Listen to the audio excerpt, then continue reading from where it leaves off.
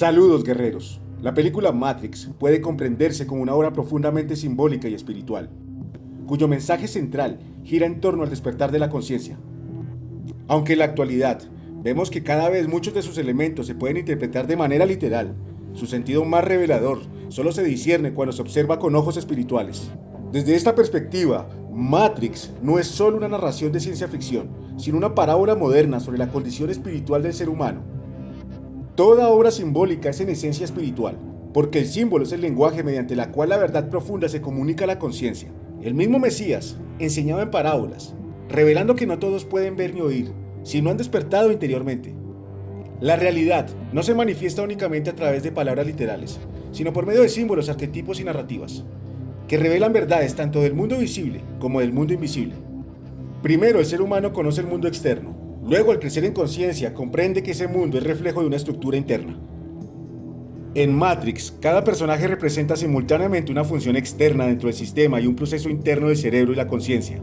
Estructuras cognitivas, patrones mentales y niveles de percepción. Nada en esta obra está por casualidad. Todo responde a una arquitectura simbólica diseñada para revelar la lucha entre la conciencia que despierta y los sistemas que buscan mantenerla dormida. Cuando el espíritu encarna en un cuerpo físico, entra literalmente en una matriz, el vientre de la madre. No es casualidad que la palabra Matrix signifique precisamente eso, matriz. Desde esta perspectiva, la encarnación es la entrada a un sistema de experiencia, aprendizaje y prueba. Durante el desarrollo embrionario del avatar humano, el primero de los tres cerebros del llamado complejo triuno en formarse es el cerebro reptiliano. Este complejo quedará localizado en la parte inferior, en la parte más baja del cerebro, y va a cumplir la función protectora esencial, pues regulará las funciones básicas de supervivencia del avatar humano. Mientras estamos inmersos en el líquido amniótico, entorno que simbólicamente remite a la amnesis, al olvido, ocurre una pérdida de memoria. Olvidamos quiénes somos realmente. Olvidamos que es el espíritu el que debe gobernar el cuerpo, y al producirse ese olvido, quien queda a cargo es precisamente el complejo reptiliano. En este nivel es donde se manifiesta simbólicamente el carácter del adversario, o hablando espiritualmente, el espíritu de Satán, entendido no como una figura externa literal, sino como una fuerza interna de inconsciencia, instinto, deseo y reacción automática. En otras palabras, es el adversario de la conciencia. Cuando nacemos, lo hacemos de cabeza. Desde una lectura simbólica y espiritual, esto representa que entramos al mundo invertidos. En ese momento, quien queda arriba, en posición de gobierno, es el complejo reptiliano, el símbolo de la serpiente, mientras que el neocórtex, donde se manifiesta la conciencia superior, queda simbólicamente abajo, dormido. Esta inversión simboliza que al inicio de la vida quien gobierna al ser humano no es la conciencia sino la serpiente, es decir, la parte instintiva animal. El orden natural queda alterado, el espíritu que debería gobernar el cuerpo queda sometido y el instinto que debería servir asume el control. Esto significa que el ser humano vive en su estado inicial bajo el dominio del impulso, del deseo y de la supervivencia. La conciencia permanece dormida, la serpiente gobierna hasta que ocurre el recuerdo. El verdadero despertar espiritual comienza cuando el ser humano recuerda quién es, comprende que no es el cuerpo sino el espíritu que lo habita y retoma la soberanía sobre ese cuerpo. En ese momento la conciencia vuelve a ocupar su lugar de gobierno y el instinto deja de mandar para comenzar a obedecer. El personaje de Neo no es simplemente un individuo dentro de la historia, sino un símbolo profundo. Su nombre puede interpretarse como una referencia al mismo neocórtex, particularmente al neocórtex prefrontal, donde se manifiesta la conciencia reflexiva, la capacidad de observar, discernir y elegir conscientemente. Desde esta perspectiva, el neocórtex prefrontal representa el espacio donde el espíritu se manifiesta a través de la conciencia, permitiendo al ser humano salir del estado de inconsciencia y asumir el rol activo en su proceso del despertar. Cuando el ser humano vive en su estado de sueño espiritual, su conducta es gobernada principalmente por el complejo reptiliano, la estructura cerebral más primitiva encargada de la supervivencia, el miedo, el impulso y la reacción automática. Y es precisamente desde esos mecanismos de supervivencia que el ser humano puede ser programado y condicionado. En Matrix, esta idea se expresa visualmente cuando los personajes reciben programas conectados directamente en la parte posterior o inferior de su cerebro, zona simbólica asociada al complejo reptiliano. Esta imagen representa cómo la mente humana, cuando opera únicamente desde el nivel instintivo, puede ser moldeada, controlada y sometida por sistemas externos. Así, Matrix plantea una metáfora clara. Mientras la conciencia no despierta, el ser humano permanece esclavo de sus impulsos primarios. Pero cuando el neocórtex, representado por Neo, toma el control, se inicia el proceso de liberación interior. En la película Matrix, Neo es presentado como el elegido. Si traducimos esta idea al lenguaje simbólico de la Biblia, el elegido equivale al ungido, es decir, el Mesías. Desde esa lectura, Neo no representa únicamente a un individuo externo, sino a un estado de conciencia al que el ser humano puede acceder. Esto significa que el verdadero despertar de la conciencia, el auténtico despertar espiritual, solo es posible a través de lo que simbólicamente podemos llamar la mente del Mesías, una mente despierta, consciente, gobernada por el espíritu y no por los impulsos primitivos. Cuando estudiamos la vida del Mesías desde los textos bíblicos, observamos que su enseñanza central gira en torno a vencer a la serpiente, el espíritu de Satán. Ya lo he mencionado también desde una lectura psicológica y neurosimbólica. La serpiente se asocia al complejo reptiliano, donde predominan el miedo, la supervivencia, el deseo descontrolado y la reacción automática. El Mesías muestra el camino para ejercer gobierno sobre estos impulsos. Domina el hambre a través del ayuno, simbolizando el control de la necesidad inmediata. Domina la lujuria a través de la templanza, representando el dominio de los deseos. Vive al servicio del prójimo, enseñando que el verdadero poder espiritual surge cuando el ego es despojado. Ninguna otra mente, ningún otro camino nos enseña verdaderamente a despojarnos del ego. Todos los demás caminos espirituales, de una u otra forma, terminan endiosando al individuo, fortaleciendo la identidad ilusoria, alimentando el ego que Matrix necesita para seguir funcionando. El ego es el ancla del sistema y la mente del Mesías nos confronta. Por eso ningún otro camino revela con claridad cómo vencer el poder que el adversario ejerce dentro de nosotros. Solo su mente nos otorga la lucidez para discernir el camino, la verdad y la vida, porque la salida de Matrix no está afuera, está en la transformación interior de la mente. Cada personaje de Matrix puede comprenderse como un arquetipo y a la vez como un símbolo. Cada uno representa procesos internos de la mente y de la conciencia. No encarnan únicamente figuras externas, sino dinámicas del mundo interior, estructuras cognitivas, niveles de percepción y estados de conciencia. Desde esta lectura, Matrix se revela como un mapa simbólico del cerebro humano y la tensión permanente entre la conciencia que despierta y los sistemas mentales que la condicionan. La figura de Morfeo en Matrix es una de las más ricas simbólicamente, porque opera en el umbral entre el sueño y vigilia, entre inconsciencia y despertar. Su nombre, su función y su actitud revelan un arquetipo muy antiguo que puede leerse en 3 niveles: mítico, bíblico y neuroespiritual. Morfeo en la mitología griega es el dios de los sueños, y los sueños nacen en el subconsciente. El subconsciente es el lugar donde se forman las imágenes, los símbolos y las narrativas que creemos reales.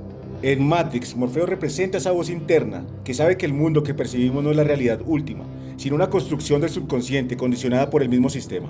Antes de continuar con el análisis simbólico de Morfeo, quiero ser claro en este punto. Cuando establezco una analogía entre el mundo y Matrix, lo hago desde la comprensión espiritual y de conciencia, no desde la negación de la realidad material. Este plano es real, existe y cumple una función esencial dentro de un propósito mayor de aprendizaje y evolución.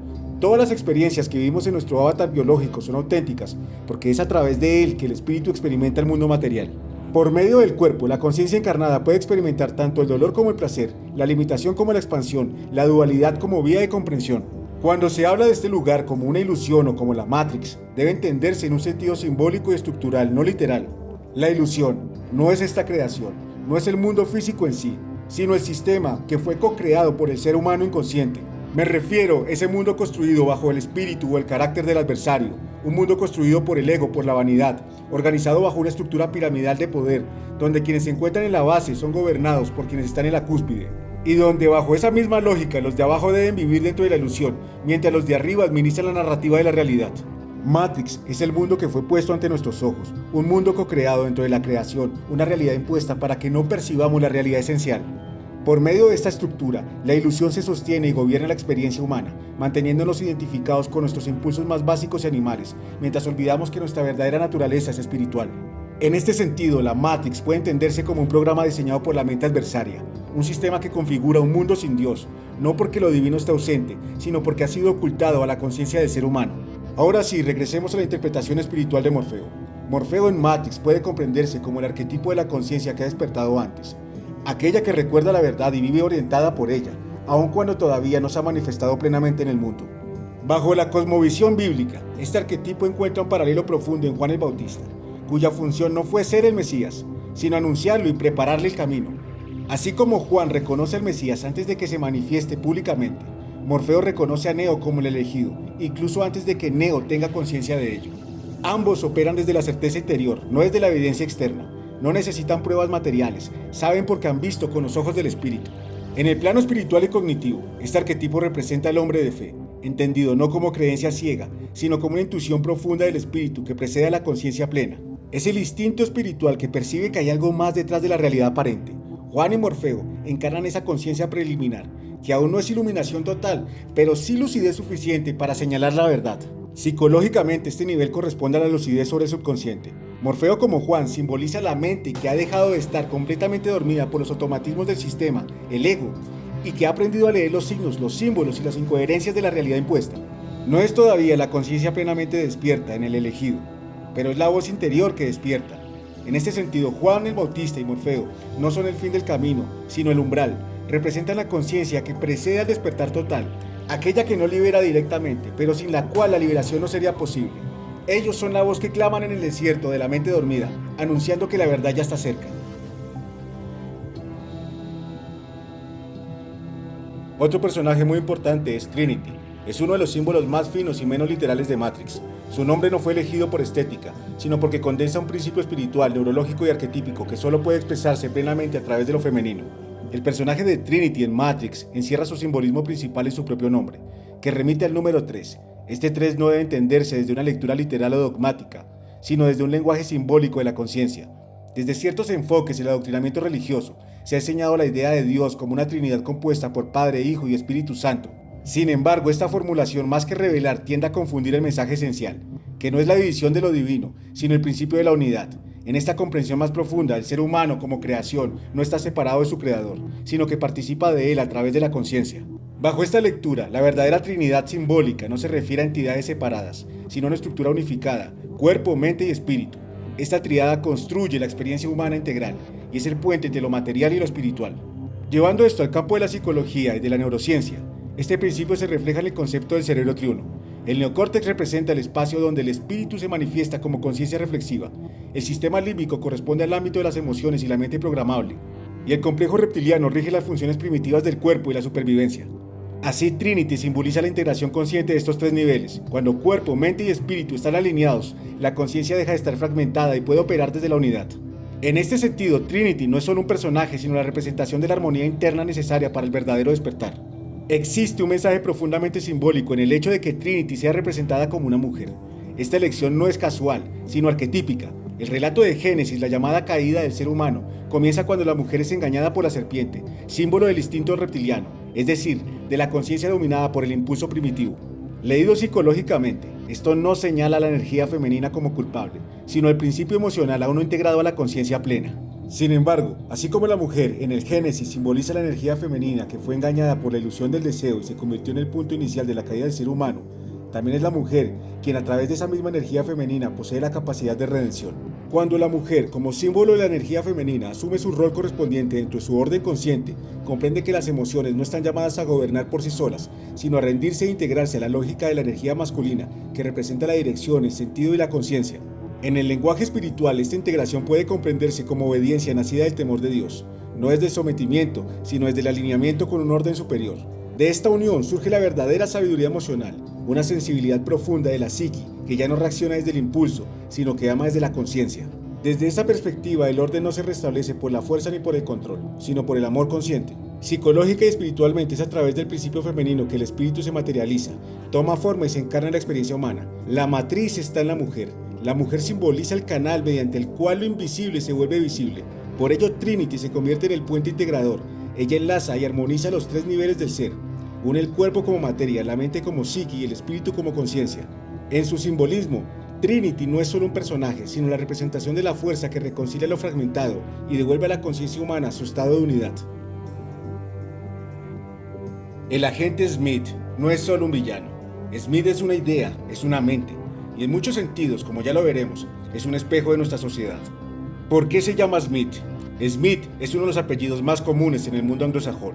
Es como decir cualquiera, un nombre sin identidad, y esto no es casualidad. Smith representa la mundanidad, la conformidad y la opresión del sistema. Es un programa sin rostro, replicable, reemplazable, una pieza más de la maquinaria que controla a las masas. Mientras Neo es el uno, Smith es el muchos. Neo es la singularidad consciente, Smith es la multiplicación del sistema. En la película Matrix no existen las casualidades. Cada nombre, objeto y detalle visual está colocado de manera minuciosa y responde a un lenguaje simbólico que refuerza el mensaje profundo de la historia. El agente Smith, su apellido proviene del inglés Smith, que significa herrero. Ese dato etimológico no es menor, ya que conecta directamente con su función dentro del sistema. Smith no es un individuo libre, sino una herramienta del sistema, un ejecutor diseñado para moldear, corregir y destruir aquello que no encaja en el orden de la Matrix. Este simbolismo se refuerza de forma explícita en un detalle visual clave. El automóvil del agente Smith lleva la placa IS 5416.